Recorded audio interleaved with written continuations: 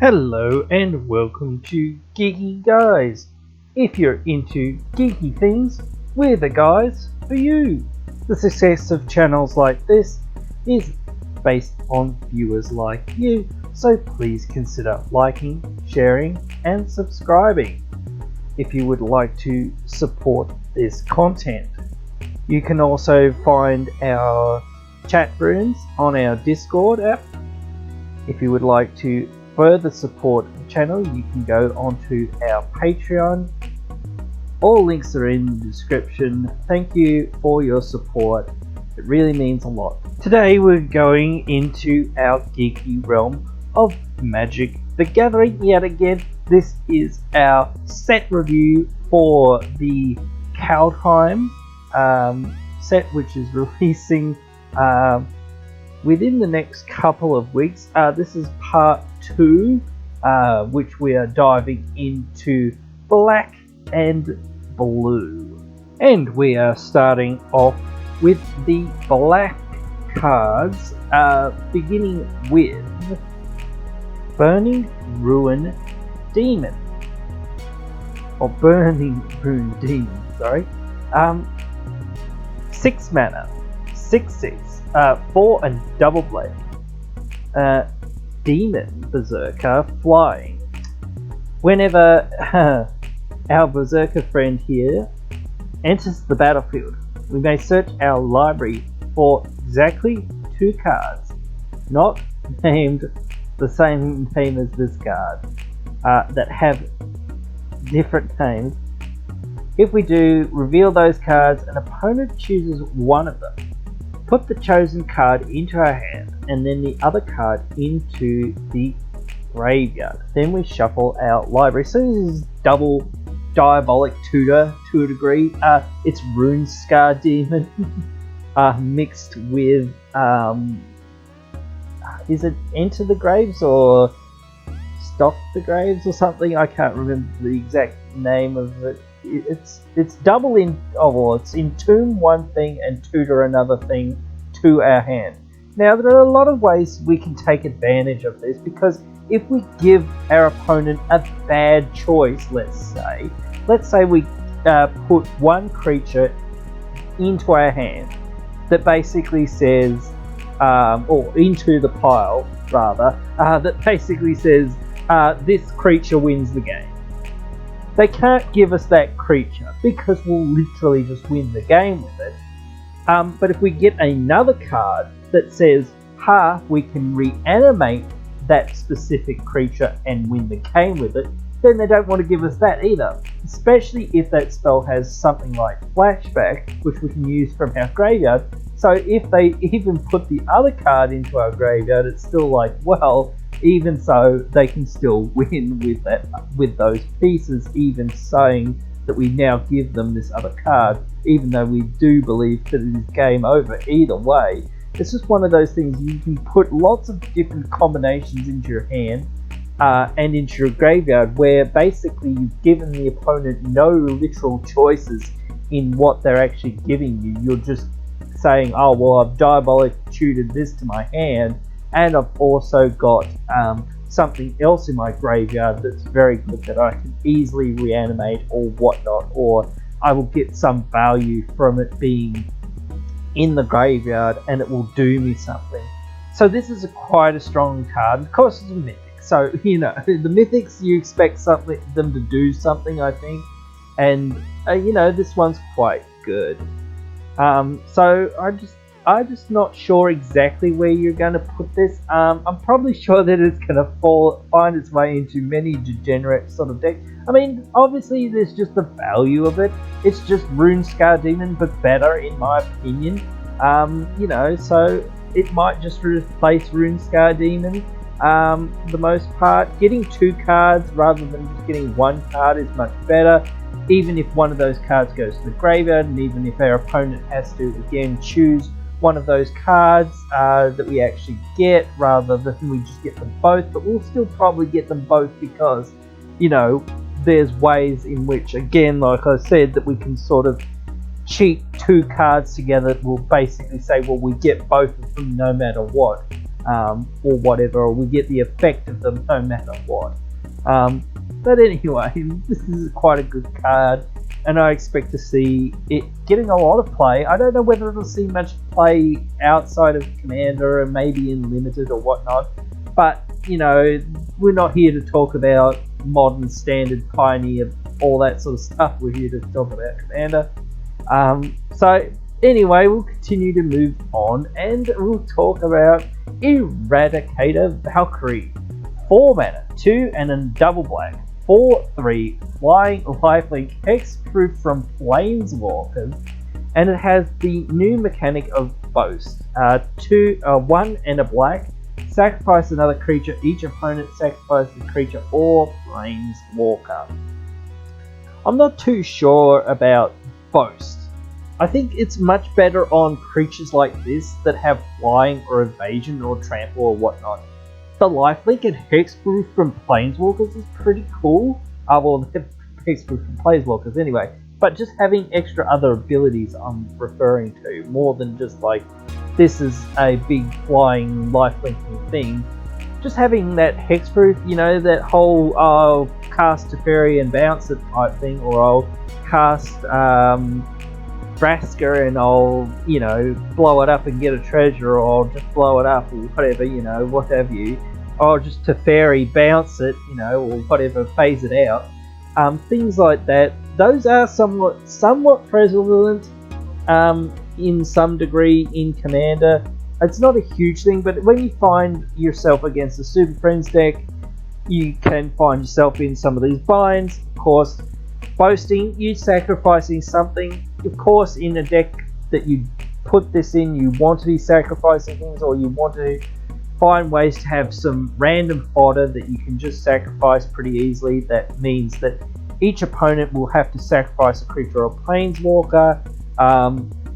I think I like these sorts of effects much better than, you know, sort of the dictate sort of effects where, you know, it's a constant thing that just happens to happen when you happen to have another enchantment on the field that says whenever a creature of yours dies, each opponent has to sacrifice a creature. I like this much more in a way. I don't love it, of course, but the thing is, you're also getting that sort of passive to a degree of an enchantment ability to a degree, or at least some creature's ability that when they enter they do this, or when you sacrifice them they do this effect where it makes each opponent sacrifice a creature or Planeswalker or what have you. So that's fairly goodly costed, or fairly wellly costed, or what have you, for what it costs. And you don't need to activate this all the time. You know, if you're swinging at their Planeswalker, then they might just sacrifice their Planeswalker in response. You want their Planeswalker obviously to be dead, but you don't want your attack to be blanked if they sort of just go, oh well, I'll just sacrifice the Planeswalker that you're swinging at, and then, you know, you've basically sort of just not done really anything except for tapping your creature or what have you. I don't know about boasting every single turn though, because the thing is, you don't absolutely need to boast every single turn. And that's where I think most people get this whole like, oh, that's its ability, so I must use it every turn. You know, when you need to use it, it's there, I think. And, you know, when you're in a tight spot, you really need to get rid of one creature or a couple creatures that a certain player has. You know, and you can spread some damage to other people, and this is before your combat damage hits, or you can do this before your combat damage hits anyway. So if I think you can only boast once per turn, so you know, there are a couple cards I think that say you can boast a number of times, times per turn or what have you. But you know, just being unable to do this more than once per turn might be just the thing to say, well, you might as well do it every turn, so that you can keep your stuff going for the most part, and keep your attacks going and whatnot with this thing. So I'm not sure, but it seems kind of good. And I don't know, again, you know, where else it'll see play.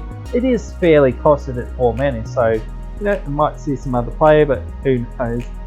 I think it's funny how I look at some of these cards and think, oh yeah, that'll see some play elsewhere, and it's just like, nope, you know, Uro all the way and whatnot, other things like that. If it doesn't do something immediately and doesn't basically win the game, then it's not worth it. Which just boggles my mind completely.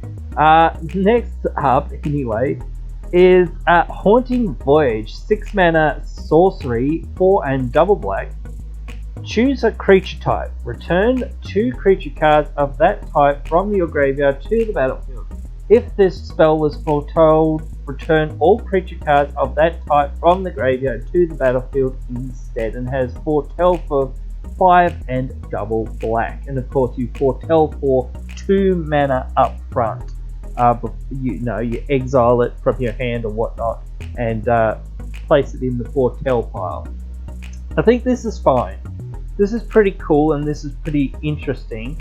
I think this goes in a lot of tribal decks, and it might find its way into some decks that have heavy vampire themes and whatnot. Not 100%, you know, it is a vampire deck, but most of your cards are just happen to be vampires, or just happen to be humans or whatnot, whatever. You know, or just most of your important stuff is this specific type. If you just happen to look through your deck and go, gee whiz, I'm actually running a lot of beasts in this deck, or what have you, or I'm just naturally running all these vampires or whatnot, it could be a good card that you might find some space for, just to return all of your creatures and whatnot. So I think it can find some space somewhere. Next, another 6 mana sorcery, Blood on the Snow, 4 and double black. We choose one. We destroy all creatures, or we destroy all planeswalkers. Then, return target creature or planeswalker card with CMC equal to X, where X is the amount of snow mana to cast this spell. Oh, well, it is from our graveyard, so we can't just choose anyone's graveyard and steal whatever creature or planeswalker we wrapped off of their field, but still, this is pretty good. You know, if we happen to wrath, destroy all creatures, and we really needed, you know, one of our creatures, or 2 of our creatures, or what have you, at least one of our creatures, because we can get one of the back, or one of our planeswalkers, what have you, we can at least get it back so that we sort of don't lose, you know, our advantage to a degree, and just can stay in the game. So I think this, I don't know whether this is just a snow deck card, because you really do need to figure out the whole, well, am I playing enough snow to make this relevant and to actually get something worthwhile off of it? You know, that needs to be in consideration, and how much snow is in your deck and whatnot. So you do need to think about that, but I think it's just a free roll. If you just happen to be running a bunch of snow lands, you can just run a bunch of snow lands anyway. What's the difference? You know, like, really. I just don't see that it's that big of a downside. I don't think you need to be a dedicated snow tribal deck or what have you, like one of the commanders that's out, but I think this is just pretty good if you just happen to run a whole bunch of snowlands, and that's about it. You know, all your basics can be snowlands. So, you know, I think this is just fine for decks. If you just run all snowlands, you'll probably get, you know, 4 or 5 most of the time with it that way, especially if you're in green and can shoot out lands and whatnot onto your battlefield and that. So, you know, and it's just a decent board wipe. It has two modes that might be relevant. I think the most relevant mode for the most part will be the creature mode, but again, it could, if you come up against that planeswalker deck and you really need to get rid of all the planeswalkers all at once so that you can actually start attacking the player's life total and whatnot, that can help you out. I think that can help you out a lot more, because you know, again, with a lot of those decks, they're very controlling decks, and, you know, you need to get rid of the Planeswalkers. The Planeswalkers are giving them, you know, the buffer on their life total, which is, you know, keeping them in the game for the most part. And the Planeswalkers are what's going to win them the game. So, you know, with what you want to do, if you're a whole creature deck, which is what most of my decks are like, for the most part, is you want to choose Planeswalkers and then just be like, oh, okay, well, also, I'll get one of my Planeswalkers back that I just killed accidentally, but if you've already used it for it to tick up or tick down, then you just get another activation out of it, which is pretty good. So, you know, there is some utility in that if you have to have some Planeswalkers in your deck. It's not the end of the world that you destroyed all Planeswalkers. But anyway, next. Cleaving Reaper. 5 mana, 3 generic and 2 black. 5/3 flying and trample. Pay 3 life.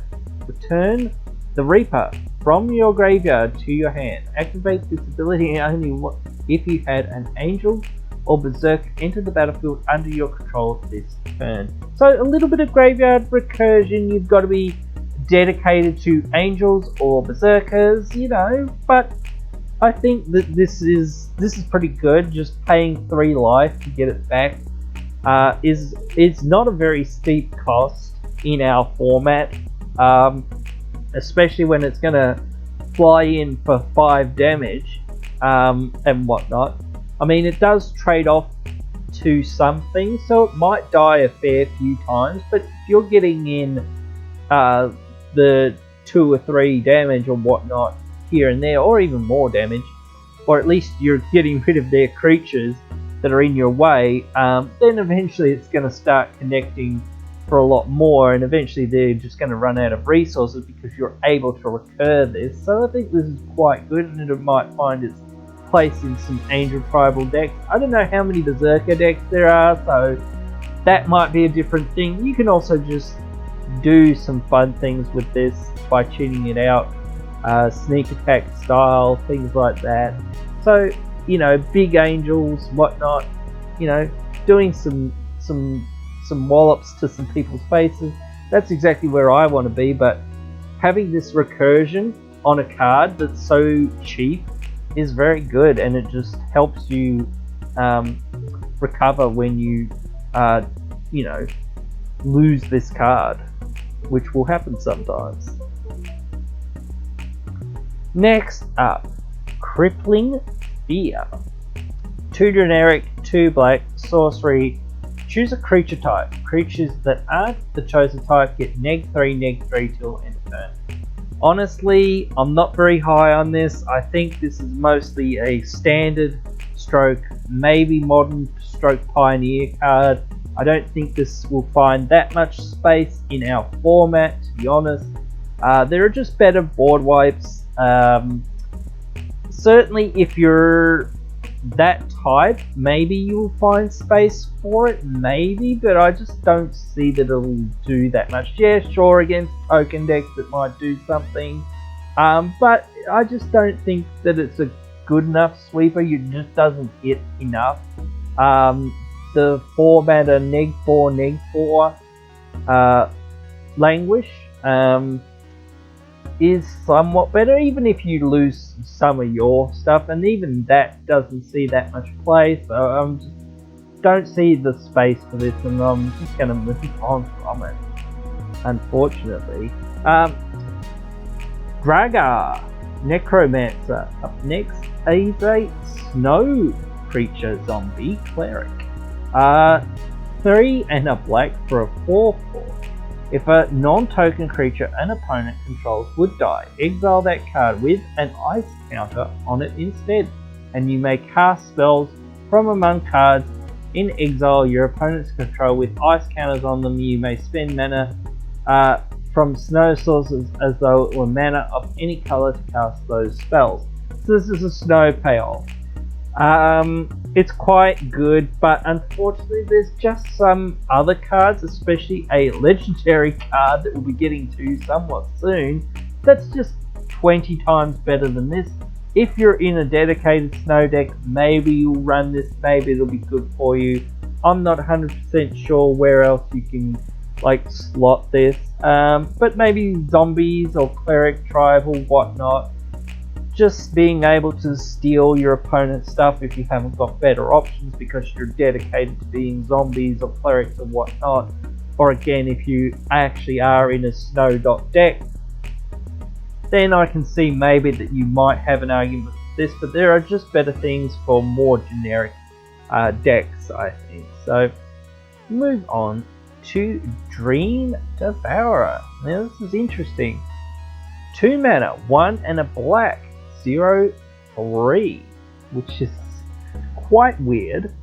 Each non-land card in your hand without foretell has foretell.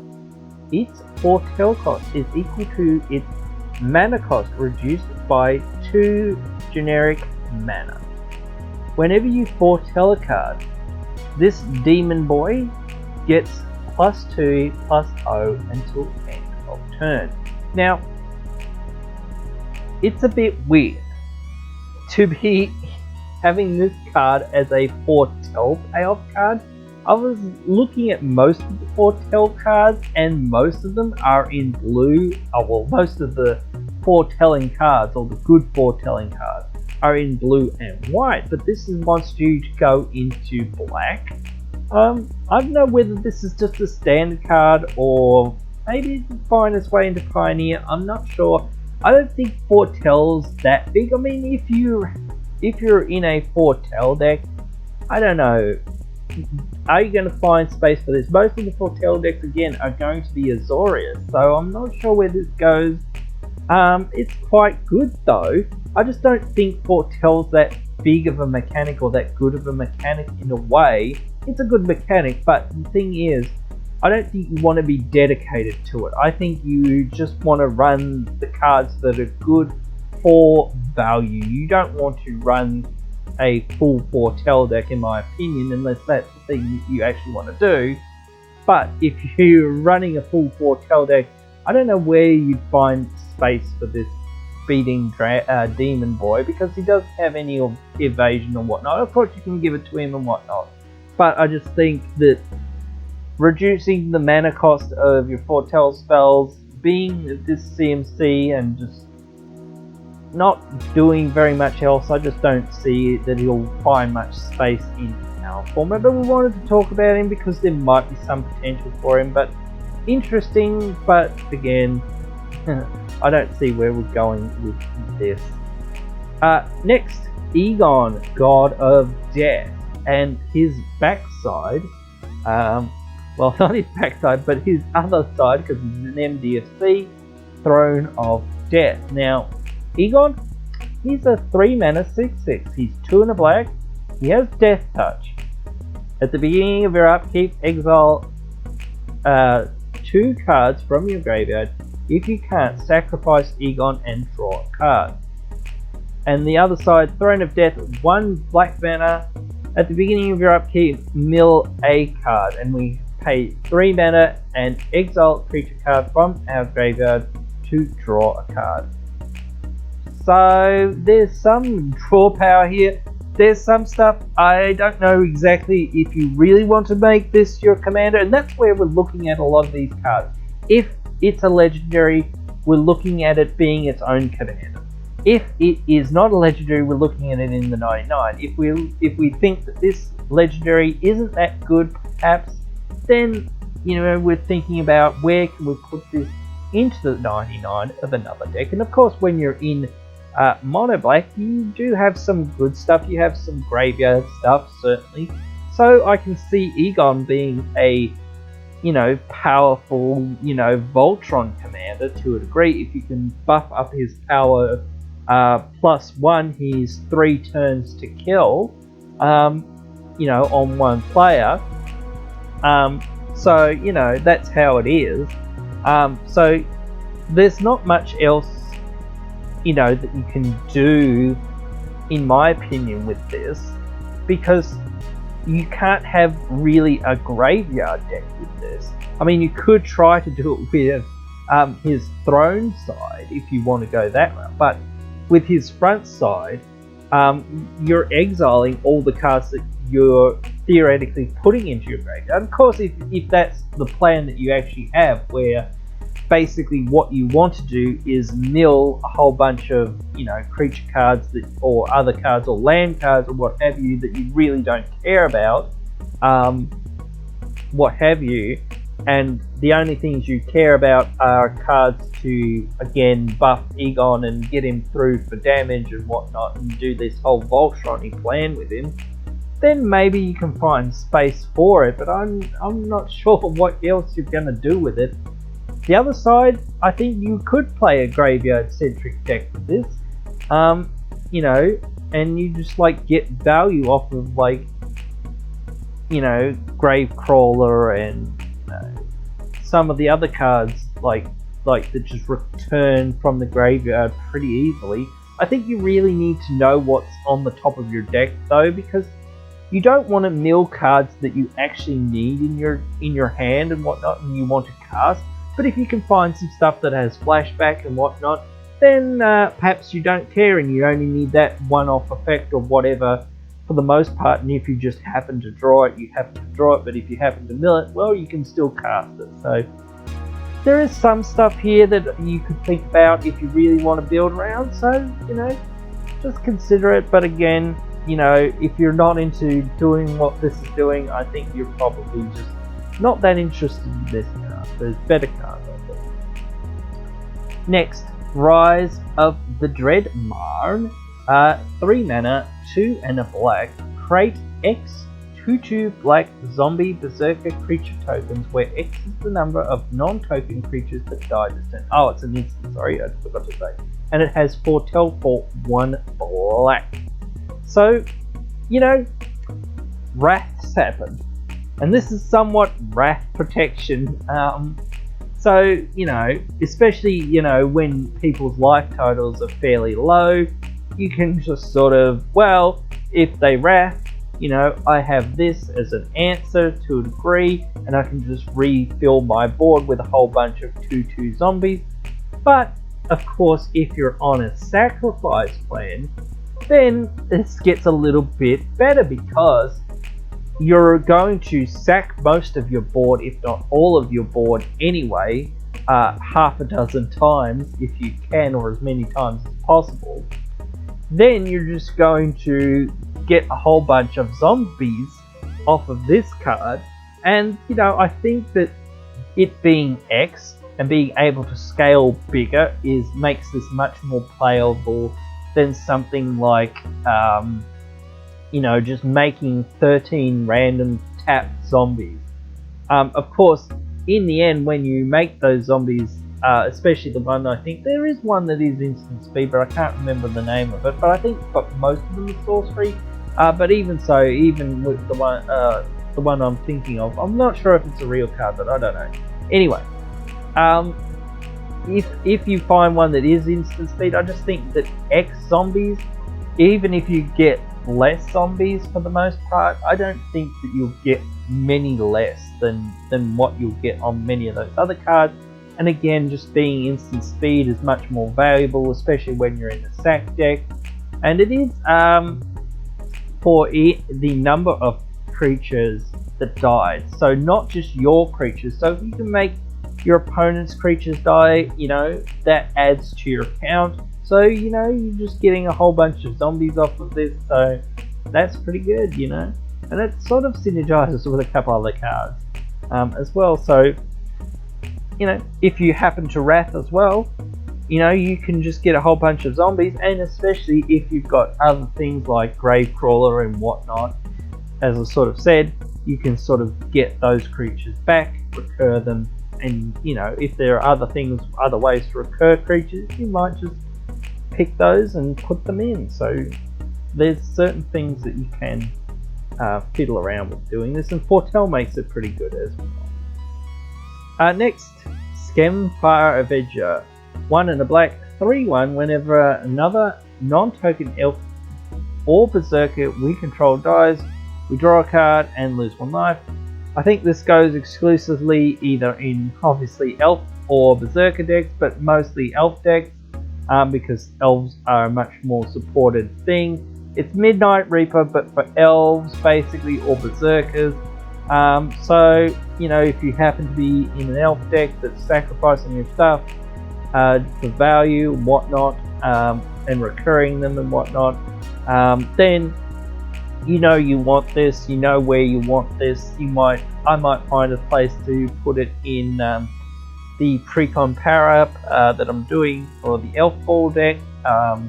So maybe, but I don't know how much that deck's onto the sacrifice plan or whatnot. But mostly I think it's go wide elves, but it's just sort of wrath protection as well. So, you know, it helps you out with when you do get wrath, you just get a whole glut more of cards so that you can continue to be on your own plan and do what you're doing. Next, Tegrid, God of Fright, and Tegrid's Lantern. So Tegrid herself is 5 mana, 3 and double black, 4/5 with Menace. And Tegrid's Lantern is 3 and a black artifact. So Tegrid, this card, oh my god. Whenever an opponent sacrifices a non-token permanent or discards a permanent card, you may put that card from a graveyard onto the battlefield under your control. You do not even have to cast them. That is ridiculous. The Tegrid's Lantern, unfortunately, is very, very weak in comparison to Tegrid's front side, but they do synergize together, and I guess this is for standard play again, where if you have both sides, they're very good together. And I was saying with another card, the red card, I can't remember the name of it at the current moment, but if you happen to have both halves of it, it's very good. You know, tapping, target player loses 3 life unless they sacrifice a non-land permanent or discard a card, and then 3 and a black to untap the lantern. Of course, if you have infinite mana, again, everyone talks about that. You can infinitely tap and untap the lantern and just burn people out. It can be a win condition if you get to that point, but I just think the free value, just like, oh, Death Cloud, oh cool, you know, I don't care if I've sacrificed all my lands, as long as I've kept Tegrid around, I guess. I don't know, I think you can actually sacrifice Tegrid and you get the cards anyway because it's a part of the trigger resolving. So I don't think it even matters. You just steal everyone's stuff by making them discard or sacrifice it. Yeah, this is going to be a very, very strong and powerful deck. I think this is much better than Tiny Bones as a payoff for what you're doing in this sort of sacrifice stroke discard sort of space. I don't like it. It's very strong, and I don't want to play against it because I'm just going to have a miserable time, and I think a lot of other people are just going to have a miserable time.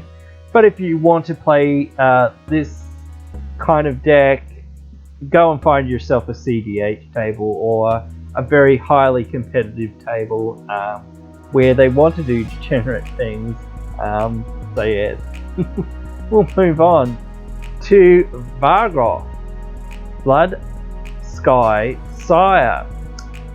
3 mana, 2/3. He's 2 and a black with Death Touch, and he has Boast for 1 of the black. And target player searches their library for a card, then shuffles the library, puts that card on top. Most of the time I think you'd be choosing your Assault for this ability. Sometimes politically you might choose one of your opponents or whatnot, but I don't know. This 3 mana thing that just happens to have Death Touch, I don't know how much it's going to get in for combat. You're probably just going to get that 1 tutor off of it. But then again, maybe you'll get more off of it because unless somebody actually has a really bad chump blocker or whatnot, that they want to keep losing their dudes or whatnot, I don't know. But again, this might just get killed by wraths or whatnot, or by spot removal fairly quickly, so you never know. and it doesn't have that much toughness again, so you can just find some janky blockers that will trade off with it and whatnot, especially if you are running Death Touch and other things. But yeah, I don't know, just tutoring for, you know, 4 or 5 mana, you know, there are tutors that are out there that do that, and then maybe doomblading something, I guess, to a degree, or killing something or whatever, you know. And then again, you know, maybe you can find that political space to be like, you know, I want to steal the mono from you, Steve, because at the end step, basically, I'll get that card into my hand, and basically next turn I'll be able to Wrath, or I'll be able to Swords to Plowshares, that thing or whatever, kill that thing that's actually going to kill us and win us the game. So if you don't mind, I'll just swing in for 2 damage, and then I'll have this card, and I'll have the answer to this. So, you know, those things can happen sometimes, but I don't know, you know, how good this can be as a commander. I think it could be good for some other things, but maybe you'll find space for it, I'm not sure. Next, this one's actually kind of interesting. Poison the Cup. 3 mana, 1 double black, instant. Destroy target creature. If this spell was foretold, we scry 2. And it has foretell for 1 and a black. Now, of course, foretelling this for 2 mana makes this a 4 mana spell. But of course, when you cast this for 2 mana, it's essentially Doomblade. It's a 3 mana murder. Of course, 3 mana murder isn't very good, but the thing is, if we've foretold this, we get to scry 2, and scrying 2 isn't too bad as an upside. For an uncommon, this is pretty good, and I think you can find some space for this. I think there are a couple cards that are out there that are just less good than this. You know, even if you must pay 3 mana for it straight up, I think that it's still pretty good in some decks if you're on a budget and you don't have any other better removal. You know, if you happen to be able to foretell it, you get that scry, that benefit, and you also get it out of your hand so you don't have to discard it, and you can still play it on a later turn when you need it. So I still think that this can find some space somewhere, maybe in the budget decks. So there are actually a couple of cards from the commander deck. Not a lot of them are amazing cards, but they're quite interesting. Pact of the Serpent, 3 mana, 1 and double black. Sorcery, choose a creature type, return target player draws X cards where X and X loses X life, where X is the number of creatures they control of the chosen type. I think if you're in tribal decks, you want to run this because you get a whole bunch of cards for the fact that you've got a whole bunch of zombies or a whole bunch of bats or whatever it is, a whole bunch of vampires, whatever. If you're in black, this is just a good card for you. It's better than something that just draws you 2 cards, because it can draw you, you know, 6 cards. It can draw you 20 cards. Now, yes, you could lose 20 life, but getting 20 cards for 20 life is a pretty good exchange. Or even just getting 7 cards for 7 life or what have you is very good. And the fact that this is X, it scales higher and higher with every creature, which is good, so that you can just get more cards. I think I'll probably find some space to put this in my squirrel deck, so yep, that's going in. Next, Ruthless Winnower. 3 double black, 4/4. At the beginning of each player's upkeep, that player sacrifices a non-elf creature. So this is Vindictive Vampire, I think it is, for elves. If you're in an elf deck and you care about making your opponents sacrifice their non-elf creatures, because who's going to be running elves for the most part, then maybe you find space for this. I'm not 100% sure, but you know, if you want it, you know you want it, so toss it in if you can use it. But if you're just buying the pre-con, you've probably got this in there, so you know, you don't need to slot it into a deck. But if you happen to buy the pre-con and you just want this one card or a couple other cards from this deck, then obviously you take it and put it in your other decks that you need. Next, Serpent's Soul Jar. 3 mana artifact, 2 and a blade. Whenever a non-elf creature dies, we control dies, exile it. When we can tap it, pay 2 life, and until end of turn we may cast that creature card or a creature card exiled with the jar.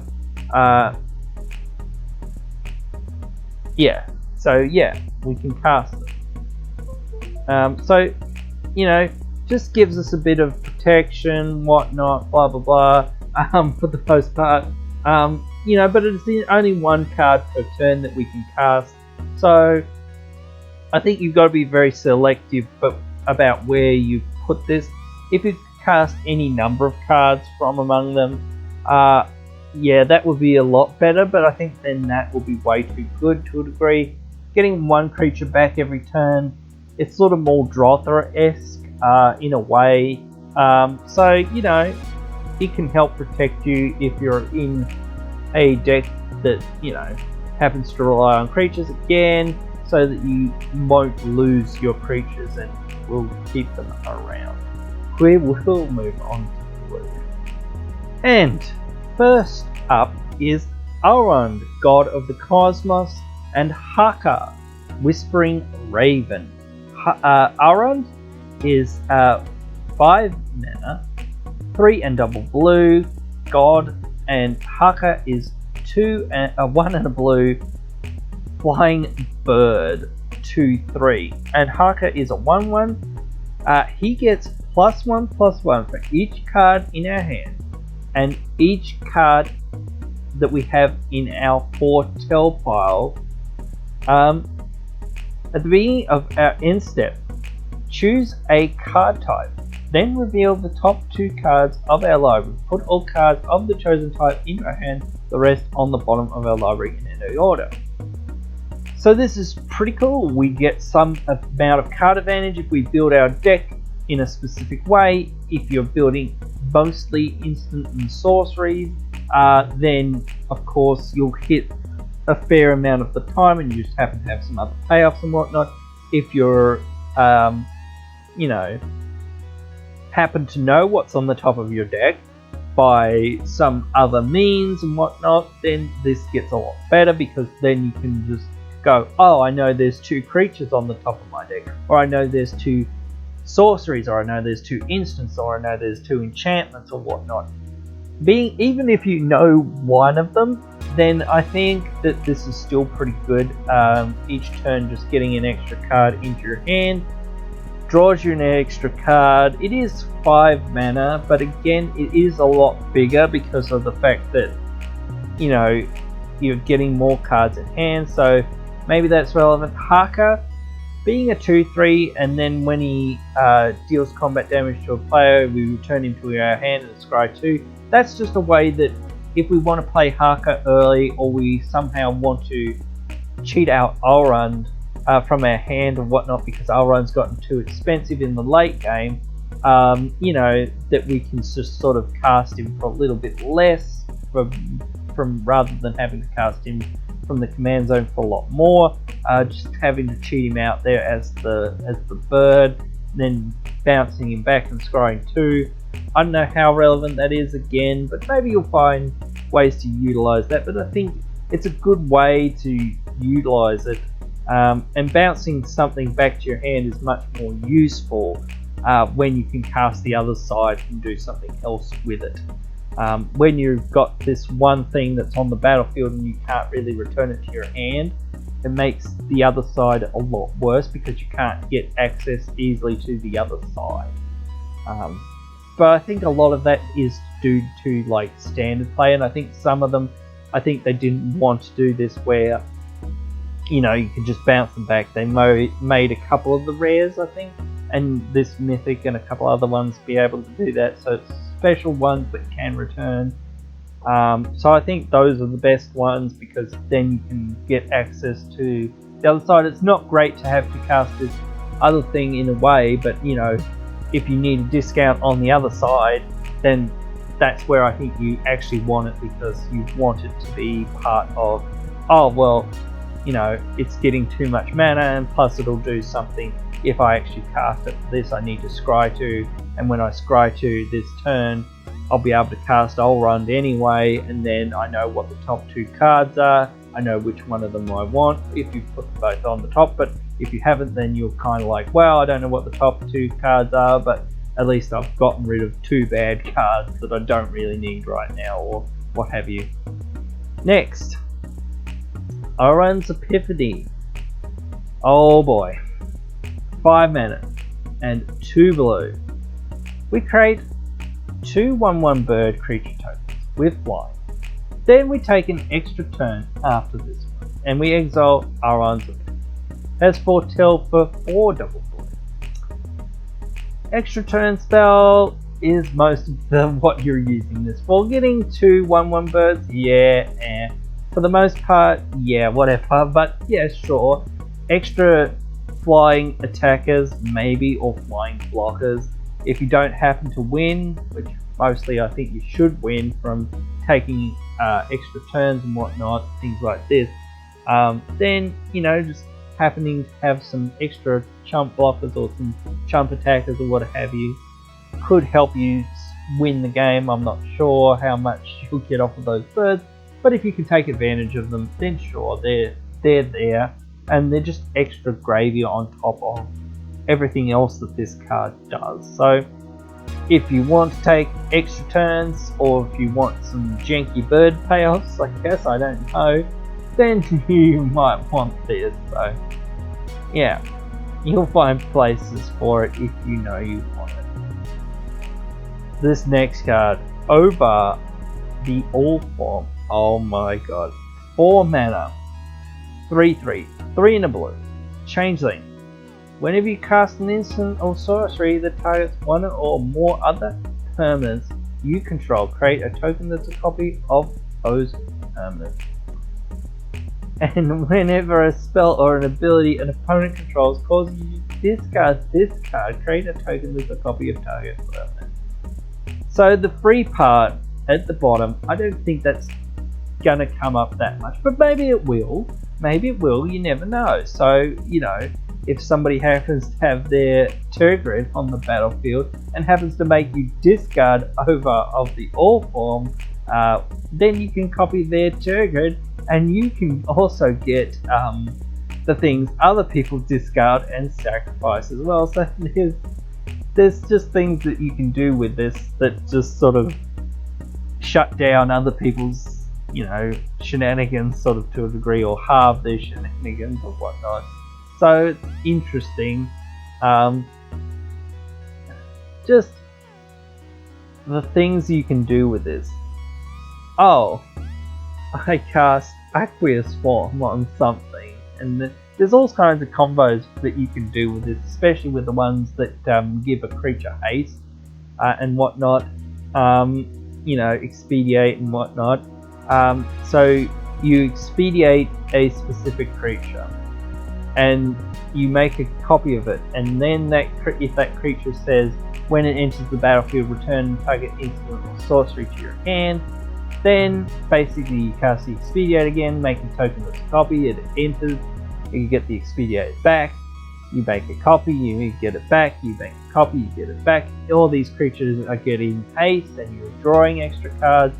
You've just got to find ways to get mana. Of course, if you have that red commander, or that red legendary Burgi, I think it was, yeah, that one that just adds a red mana whenever you cast a spell. Yep, you're just going to go infinite with these 2 or 3 cards, whatever, and any creature that basically, when it enters the battlefield, you get an instant or sorcery back to your hand.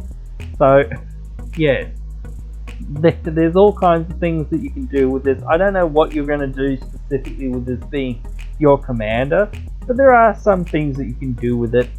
But certainly just like cloning things, cloning all your stuff for very cheap with a lot of different things.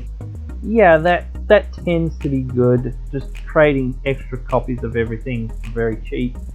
You know, lots of enter the battlefield effects, whatnot, and things like that. So yeah, I can just see this being quite a strong deck.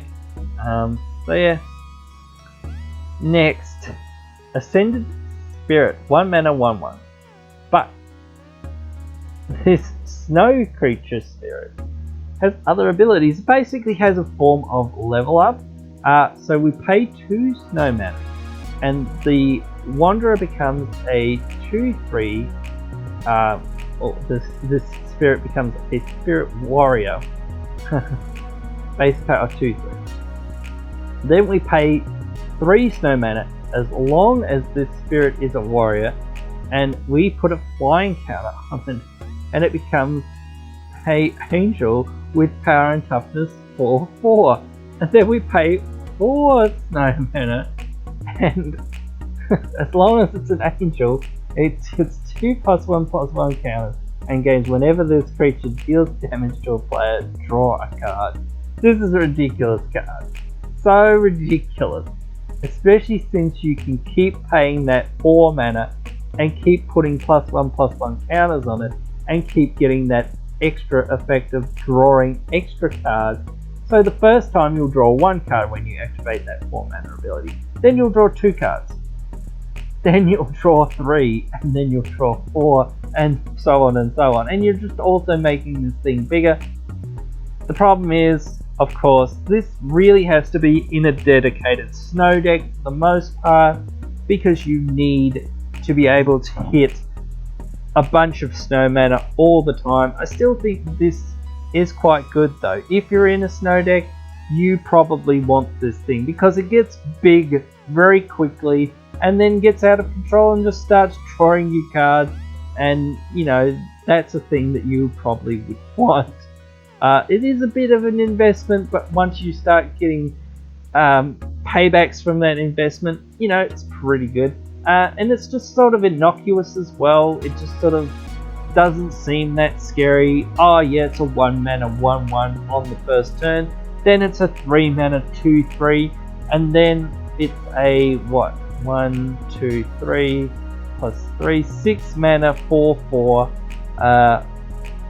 flyer. You know, that's not that good.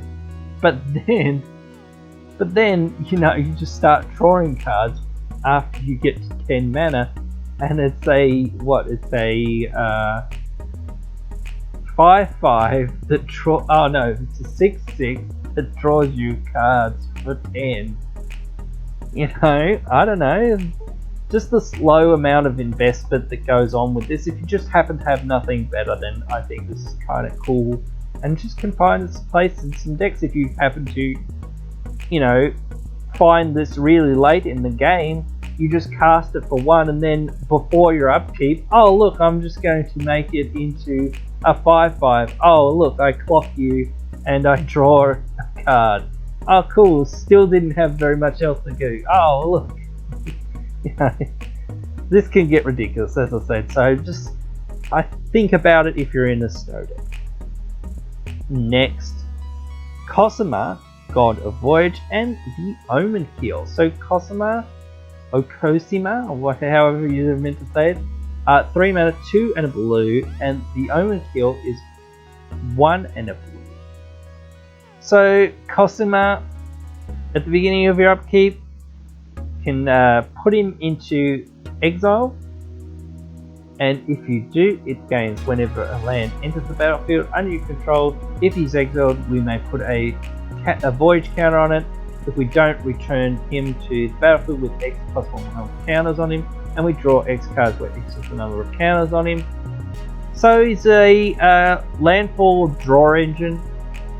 The Omen Kill is whenever a vehicle we control deals combat damage to a player, that player exiles that many cards from the top of their library, and we may play land cards from among those cards for as long as they remain exiled, and has crew 1. As I said earlier, I'm not a big fan of these sides that don't allow you to return the card somehow to your hand. I like it if it's optional at best. To a degree, because you know, just giving an effect to something is pretty good for the most part, but I don't like the Omen Kill that much. I think again this is for standard purposes for the most part, but You know, just this weird tatty over style effect. You know, eventually you'll just run out of lands or whatnot to play. In the early turns, again, this is going to be good because what you do is you just exile this, turn 3, on turn 4 essentially, and then just play a land. If you can find other ways to play extra lands, really good. But again, if you can just like play a land every single turn, then he's going to get bigger and bigger. Eventually, when you stop being able to play a land every single turn, then you just put him into the battlefield and say, okay, I'm now going to draw 5 or 6 or what have you. And of course, you're going to draw a few lands when you do that. So when you decide to exile him next time, he's just going to draw you a bunch more cards. I can see you going in a Voltron way with this to a degree as well, because he'll get big fairly quickly. But just drawing you extra cards every single time when you decide to exile him and whatnot, and when he comes back, what have you, you know, that's pretty strong. And it's sort of not being able to be interacted with to a degree. They've got to kill it before it goes into exile or something. But I don't think killing it's that good because it's just like a draw engine to a degree. But yeah, certainly you need to think about how many lands you're running in a deck like this, because do you just want to play 99 lands or what have you, and this guy? I don't know. Maybe there might be a deck that works for that, but I don't think that that's the best strategy because you still need other things to do. I think for the most part, you don't want to just rely on playing 100 or 99 lands and playing this guy. I'm not sold on that. I don't think that's a real plan because, you know, just unless you got like Lab Man or a one of Lab Man or a one or two of sort of Lab Man effects, then maybe sort of, you know, Thassa's Oracle style things. If you can get to that point, then of course you can just draw most of your deck and you don't really care as long as you can find your 1 or 2 payoffs or what have you, and then you just like draw the rest of your deck and then just like win the game that way. I'm not sure, but you can certainly do some things like that. Next, Cosmos Charger, 4 mana, 3 in a blue, 3/3, flying and flash. Foretelling cards from your hand cost 1 less and can be done on any player's turn. It has Foretell for 2 and a blue.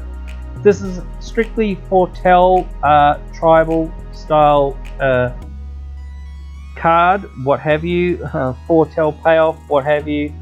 If you're in a Foretell deck, you probably want this, but elsewhere, again, I don't think so. And again, as I said, I don't think Foretell's that big of a mechanic. In the one deck that it exists with the one commander that basically cares about Foretell, then sure, you toss it into there, and I'll probably toss it into that deck when I'm building the Precon power up, if it's not too much money, of course.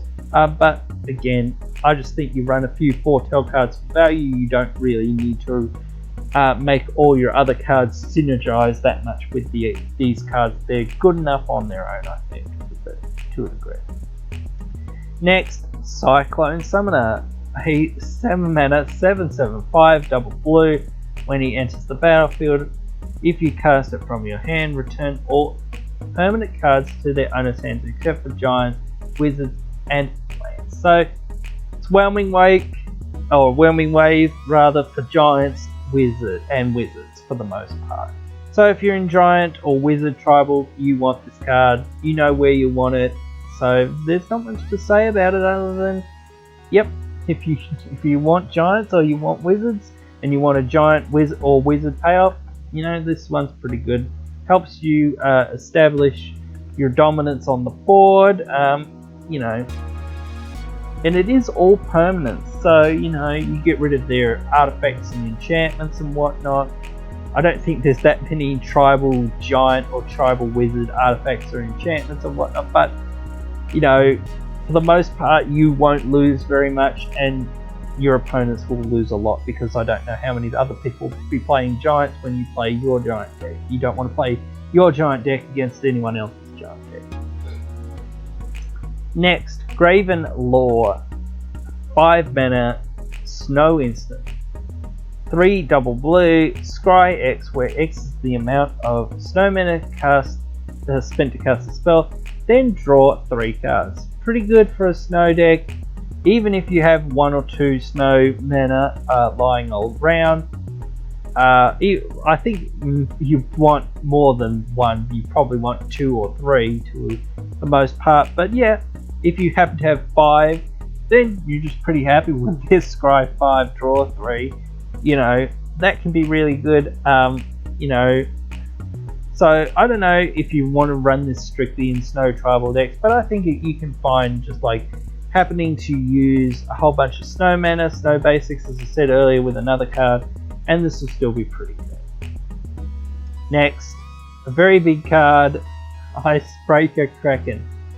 This is 12 mana, 8/8 Kraken, but it costs 1 less to cast for each snow land we control.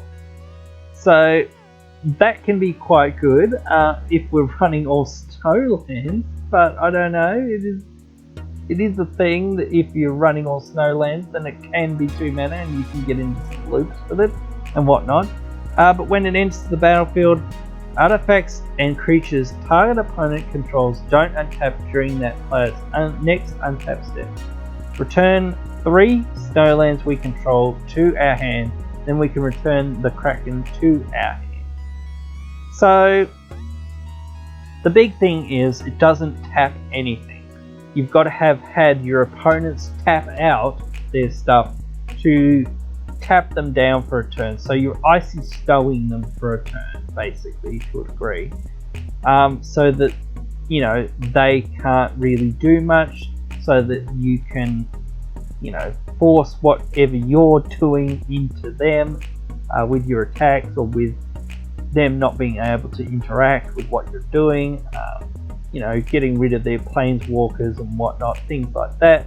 But I think if you're really, like, you know, at the point of, like, you can actually just kill someone, I think you should just take someone out rather than, you know, just happening to kill their planeswalkers. But if you just happen to need to do, you know, that part of it where you're not able to actually win this turn or whatnot, or at least kill that player this turn, then, you know, you say, well, I'll get rid of most of your planeswalkers at least, and then that way, what's the name, you know, I'll be able to be in a much better position because we won't have to worry about all these planeswalkers, and you just winning the game with all your planeswalkers, whatever. But, you know, there are some things you can do with it if you're caring about Krakens or whatnot. Maybe you'll find a spot for this, or maybe if you're really heavy on snow, then you'll find a space for it. But otherwise, I don't know where you'll find space for it.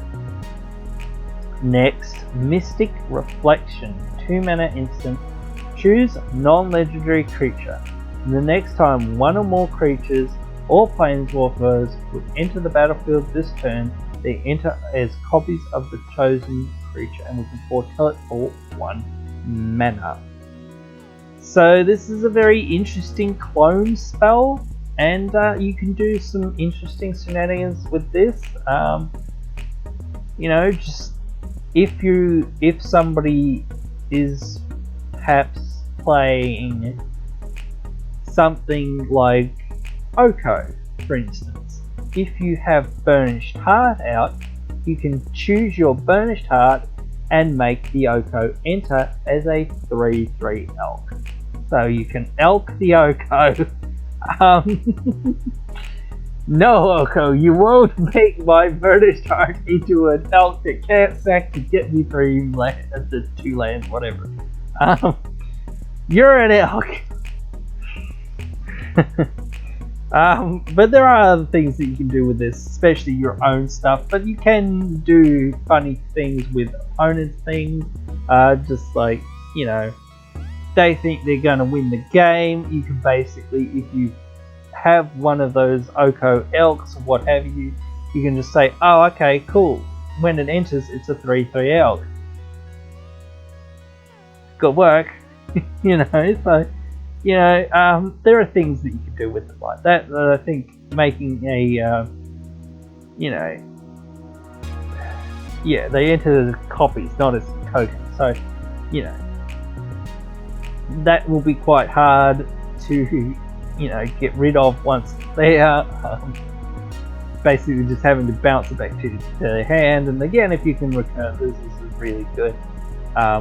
So you can make things happen with what I said before, with the whole, if you would put a thing into play combo that we were talking about with the shapeshifter. If you have a creature that enters the battlefield, it comes in and gets your instant or sorcery back.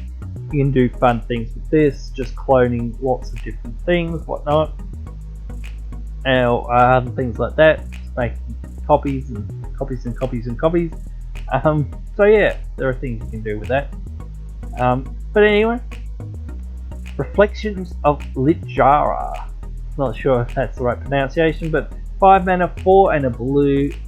When it enters the battlefield, we choose a creature type. Whenever you cast a spell of the chosen type, copy that spell. So you get a token copy of that creature. So this is very good for decks that are very heavy on one tribe or what have you. If you happen to be very heavy on wizards or whatnot, then you might want this. You know you want it if you're in those sort of tribal decks or in those very heavy into that specific creature type decks. Just getting an extra copy of that creature, as long as it's not legendary, because you don't want to legend rule yourself unless the legendary just happens to do something very good when it enters. Then you don't probably want that. It doesn't work with your commander, obviously, to a degree, because, you know, again, you will probably legend rule your own commander, but there you go. You can still do good things with it if you want to utilize enter the battlefield effects, or you're just like getting extra bodies on the battlefield and whatnot. Just more bodies is good. If you have some of the other things that keep making more and more tokens, like doubling season and whatnot, things like this, parallel lives, then, you know, you get a couple more tokens and it just gives you more value out of playing your creatures. So yeah, you can find space for this in any tribal deck or very heavy into one creature type deck. Speaking of tribal decks, Startland Elementalist, 7 mana, 8/8, 5 double blue. As an additional cost to cast a spell, you may reveal a giant card from your hand or pay 2. Whenever he enters the, whenever he attacks, you may cast an instant or sorcery spell from your hand without paying. Well, I don't know about tribal, but I think this mostly goes into the giant deck or the wizard deck. You really want to be heavy on instant and sorceries as well with this sort of a deck, but, you know, if you're in that deck, this is kind of like, what's his name, that when he enters, he gets a thing back from your graveyard, the water titan, whatever his name is, not in from Kaldheim. God, I can't think, but yes, so you basically get a spell, but it's every time it's attacked. He's a big 8/8 boy, but again, he doesn't have any evasion. But if you have things like slip through space, you know, you just cast slip through space for 1, but, you know, like, there are things that, you know, would be good to cast with this, basically getting through and whatnot, because that's what I always think of, getting through for combat damage. But, you know, if you just happen to, well, that's part of what this card is wanting to do anyway, but anyway, if you're, and how many times can I say anyway, but yes, if you're trying to do stuff with this, you might be wanting to cast instant and sorceries that set your opponents back. If you, I don't know whether you can overload cards this way, I'm not sure. Yeah, a bit weird if you can cast Cyclonic Rift.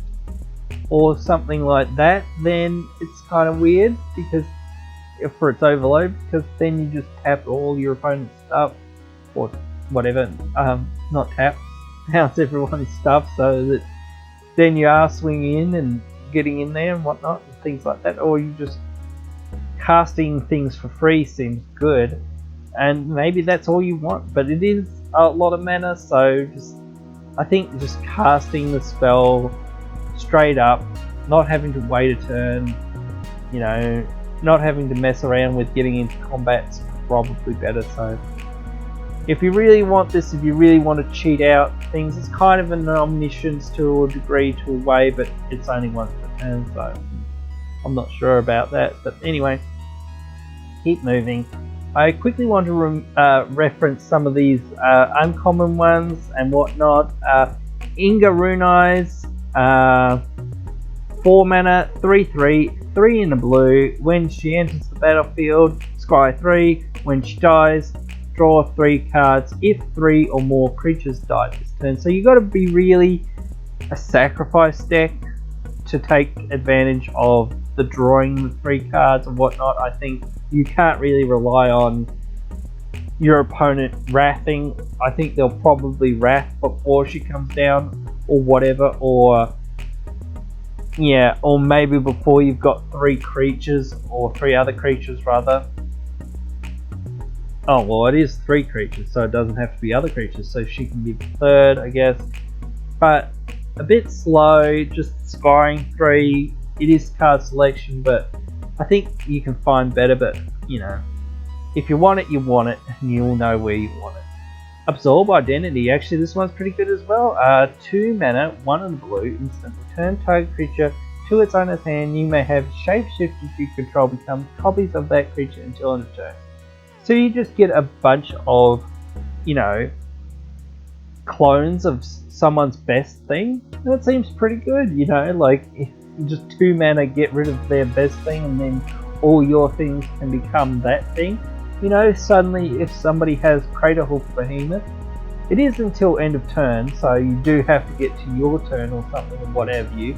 But if you just happen to have somebody who, you know, casts Blightsteel Colossus, suddenly if you have 3 shapeshifters, oh, you've got 3 Blightsteel Colossus. Oh look, the other players are probably dead. Or if they're not dead, they're very much in trouble. And you've got this for 2 mana. So, you know, there's some things that you can do with this. And you've gotten rid of the thing that was, you know, the big threat to you, or whatever.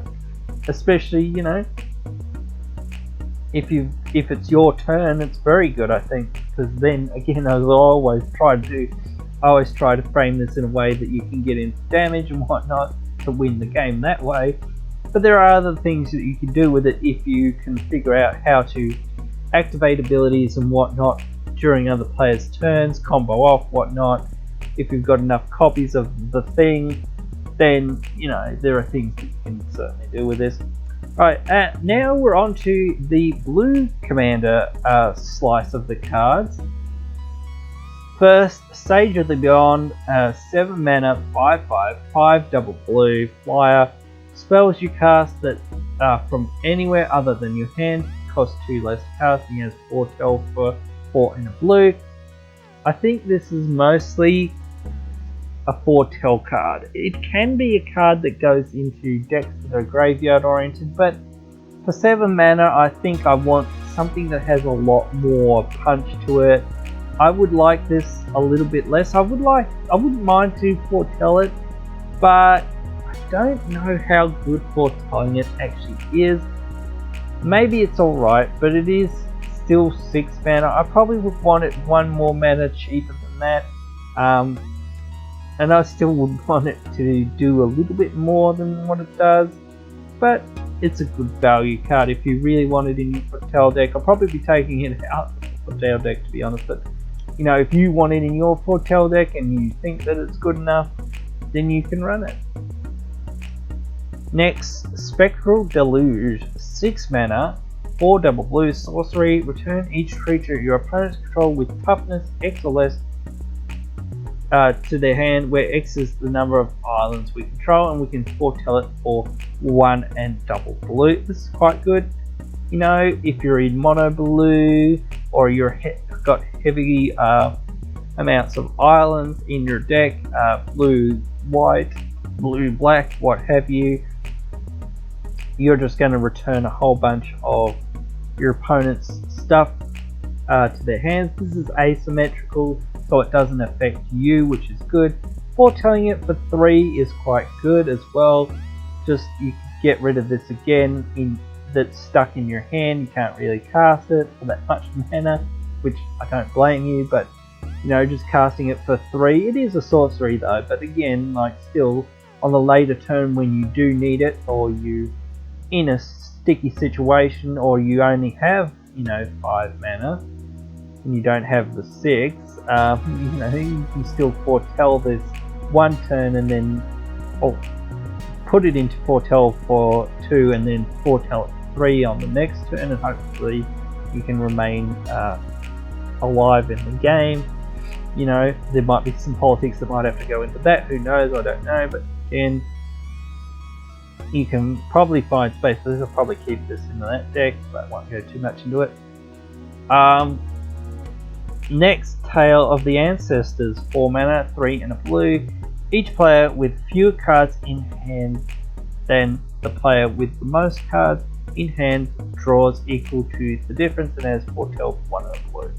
I think this is strictly group hug card. I'm not sure what else you can do with this card. Yeah, it's very weird sort of card.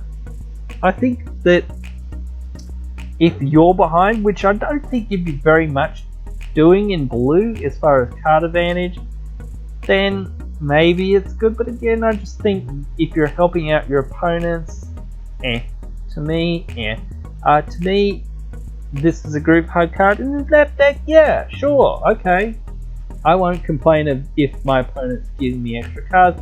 The thing I don't like about Windfall and cards like that is making you discard cards. I like to keep hold of my cards. I want to keep playing with the cards I've got for the most part. Even if some of them aren't the best cards, I still don't want to have to discard ever for the most part. You want to keep your cards. But pretty much, I think that's all I've got to say about these cards. I'll be coming out with the next part soon.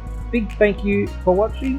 Hope you have enjoyed, and hope you will tune in another time for another video.